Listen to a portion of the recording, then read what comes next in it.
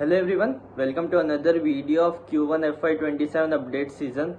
So today we'll have a discussion on some more companies जिसके updates जो है वो आजकल में ही आए हैं।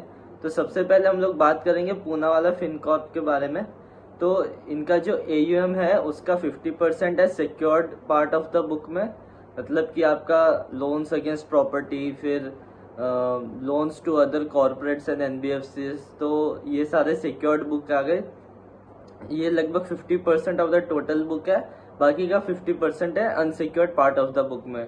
इनका जो FY27 का AUM का ग्रोथ गाइडेंस था वो था लगभग 35 to 40% और डिसबर्समेंट्स का भी 35 to 40% गाइडेंस था। और इस बार Q1 FY27 में इन्होंने AUM को ग्रो करा by around 62%। So it is a very good number, और जो इनका गाइडेंस था उससे ऊपर ही इन्होंने अभी तक तो एग्जीक्यूट करा है। उसके अलावा मैनेजमेंट ने अपडेट्स में ये भी शेयर करा है कि अभी फिलहाल इनका लिक्विडिटी कंस्ट्रेंट्स एक भी नहीं है, मतलब कि इनके पास इनफ कैपिटल है फॉर लिक्विडिटी। अब नेक्स्ट हम लोग बात करेंगे उत्कर्ष स्मॉल फाइनेंस बैंक के बारे में, जिसका अपडेट कल आया था। एंड उत्कर्ष जो है वो मेरे को एक बिलो एवरेज बेट ही लगा, क्योंकि इसका ग्रॉस लोन पोर्टफोलियो सिर्फ 2% ईयर ऑन ईयर से ग्रो करा है और लगभग 1.5% क्वार्टर ऑन क्वार्टर से ग्रो करा है। और अगर इसके बारे में थोड़ा बात करें इसके GLP के बारे में, तो लगभग 50% बुक इसका भी सिक्योर्ड पार्ट में, 50% अनसिक्योर्ड पार्ट में, और जो secured part of the book है वो कंटिन्यूसली ऊपर की तरफ जा रहा है। अब टोटल बुक का 28% है आपका जॉइंट लायबिलिटी ग्रुप में, मतलब कि बहुत सारे लोग एक साथ ग्रुप बना के जब उत्कर्ष उनको लोन्स देता है तो उसे हम लोग जॉइंट लायबिलिटी ग्रुप कहते हैं। और 72% है नॉन जॉइंट लायबिलिटी ग्रुप में, मतलब कि इंडिविजुअल पर्सन्स को ये लोग लोन्स दे रहा है। अब इस बार जो है जैसे मैंने बताया कि 2% ईयर ऑन ईयर ग्रोथ मेरे को उतना कुछ खास लगा नहीं है। और जो FY26 का Q4 का कॉन कॉल था उसमें मैनेजमेंट ने ये भी कहा था कि FY27 जो है वो प्राइमरीली एक कंसोलिडेशन ईयर होगा, मतलब कि इसमें इस फिनेंशियल ईयर में ये लोग एसेट क्वालिटी को इम्प्रूव करने की कोशिश करेंगे, फिर जो बैड लोन्स है उसको बुक से हटाएंगे। उसके अलावा फिर ये लोग फ्रेश डिसबर्सल्स देने का सोचेंगे। और एक बार ये सब हो जाए उसके बाद ये लोग अपने GLP को ग्रो कर सकेंगे बाय अराउंड 25 to 30%। तो अभी फिलहाल तो सिर्फ 2% ग्रोथ है, जब ये लोग 25-30% से ग्रो करेंगे तब देखेंगे।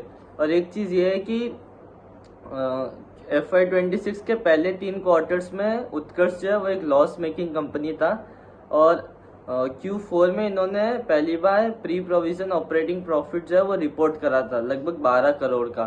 तो इस बार वो भी देखना होगा कि इन्होंने pre provision operating profit record करा है या नहीं करा है, तो कितना करा है वो भी हमें देखना पड़ेगा। और यही बात है उत्कर्ष की। अब नेक्स्ट हम लोग जो है कंपेयर करेंगे 3 लार्ज कैप बैंक्स को, जो कि है एक्सिस बैंक, कोटक और HDFC बैंक। तो इन तीनों बैंक्स में से सबसे सही मेरे को लगा इस क्वार्टर में एक्सिस बैंक। हालांकि इन तीनों से भी बढ़िया बहुत सारे अपॉर्चुनिटीज है मार्केट में, बट अगर मेरे को इन तीनों को ही कंपेयर करना होगा then I would rank Axis bank at the top. उसके पीछे का कारण ये है कि एक्सिस बैंक का जो AUM है वो लगभग 19% से ग्रो करा है इस क्वार्टर में, जबकि कोटक और HDFC का ग्रो करा है बाय अराउंड 15%। इसके अलावा मैं अगर इन्वेस्टमेंट के रूप में देखा जाए तो ये तीनों ही अभी फिलहाल मेरे को एक अच्छा बेट नहीं लग रहा है। उसके पीछे का कारण ये है कि इस क्वार्टर में जो है इनका कासा रेशियो जो है वो हमें नीचे जाते हुए दिखा है, और इनका जो टर्म डिपॉजिट्स है वो बढ़ते हुए दिखा है।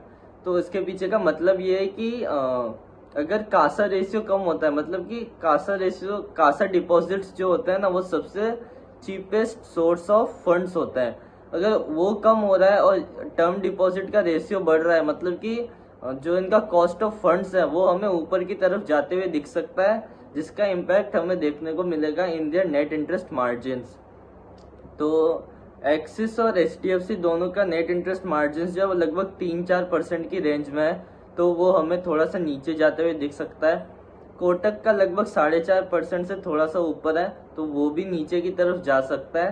तो फिलहाल इन तीनों में एक्सिस इज द बेस्ट, लेकिन ओवरऑल देखा जाए तो बहुत सारे बैंक्स हैं जो कि इन तीनों से ही बढ़िया है।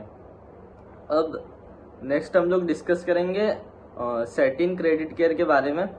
तो इसके जो अपडेट्स आए हैं वो आज ही आए हैं और अपडेट्स बहुत बढ़िया थे। मतलब कि if I compare it with its peer credit access Grameen, तो मेरे को सैटिन जो है वो बहुत बढ़िया लगा। तो पहले इसके नंबर्स के बारे में थोड़ा सा डिस्कस कर लेता है, लेकिन उसके पहले मैं बता दूं कि Satin credit care as a consolidated company का AUM जो है वो 27% से ग्रो करा है। अब सैटिन के जो है 3 सब्सिडियरीज है। सबसे पहला है satin credit care stand alone, जो कि MFI सेगमेंट में लोन्स देता है, और दूसरा है आपका सैटिन हाउसिंग फाइनेंस लिमिटेड, जो कि हाउसिंग फाइनेंस सेगमेंट में लोन्स देता है, और तीसरा है आपका सैटिन फिनसर्व, जो कि आपका MSME और सस्टेनेबल फाइनेंस वाले सेगमेंट में लोन्स देता है।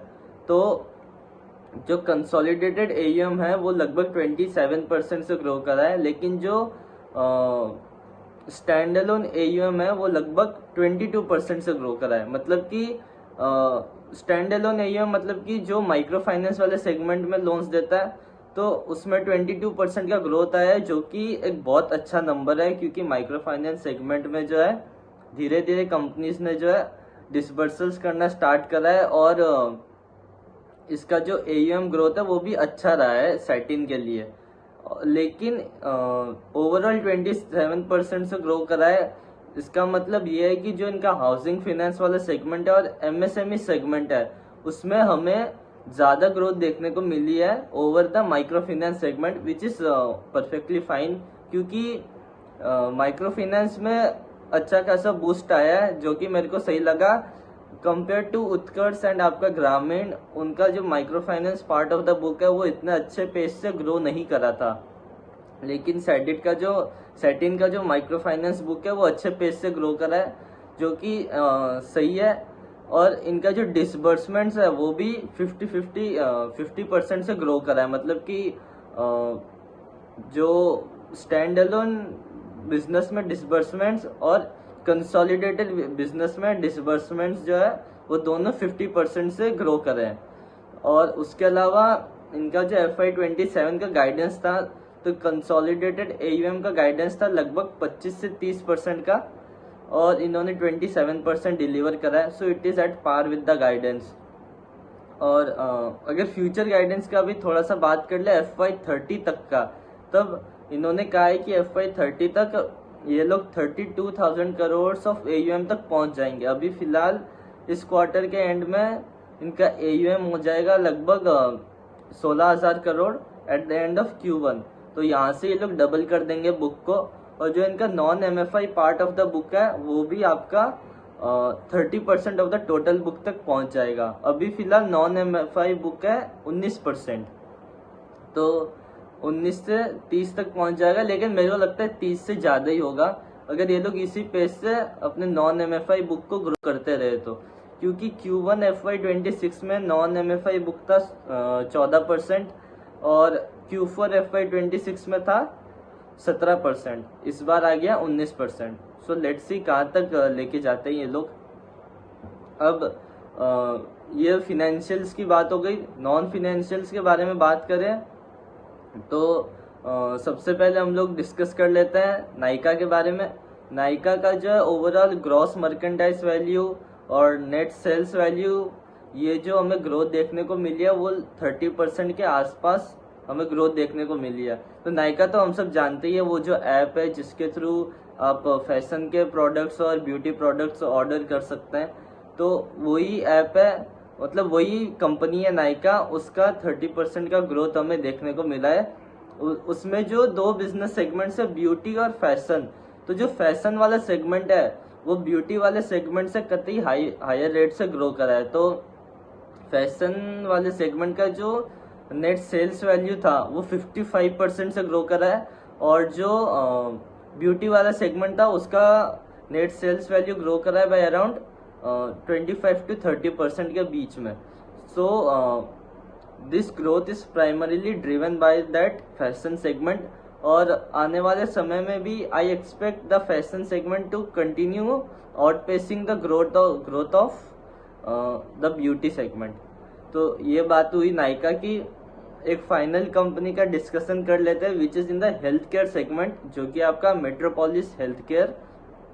तो उसका रेवेन्यू जो है वो 16% से ग्रो करा है. अगर उसका थोड़ा सा बिजनेस मॉडल बता दूं तो जो भी आपके ब्लड टेस्ट, यूरिन टेस्ट, वो सब जो पैथोलॉजी टेस्ट होते हैं वो मेट्रोपोलिस हेल्थ केयर करता है. ठीक है, तो फिर इस बार 16% से अपने रेवेन्यू को ग्रो करा है, और जो इनका गाइडेंस था उसी के हिसाब से इन्होंने ग्रो करा है. लेकिन FY26 के 4 क्वार्टर्स में उनका रेवेन्यू जो है वो कंसिस्टेंटली 23% से ग्रो कर रहा था. अब इस बार अच्छा खासा फॉल हमें देखने को मिला है टू 16%.